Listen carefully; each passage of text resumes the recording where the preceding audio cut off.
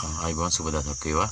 ඊටමත් ලස්සන නේද මේ ස්ථානේ. මේ තමයි කුරුණෑගල පුරවරේ අසද්දම කියන ග්‍රාමයේ ලස්සන වෙල්යායේ මේ දිස්වන මේ නිර්මාණය.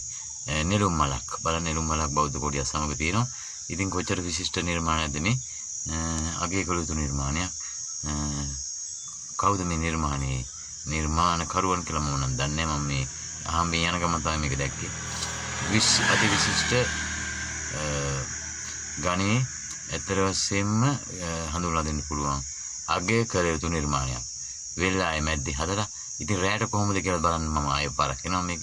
රැයට කොහොමද දිස්සෙන්නේ මේ කට්ටිය විදුලි බුබුලු දෙනවද නැත්නම් පහන් ආලෝකයක් දෙනවද කියලා බලමු අපි.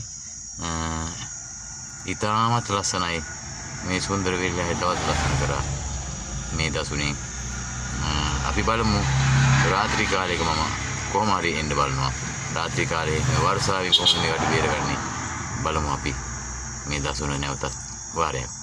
ස්තුතියි වල සියලු දෙනාටම සුබ දවසක් වේවා. තෙරුවන් සරණයි.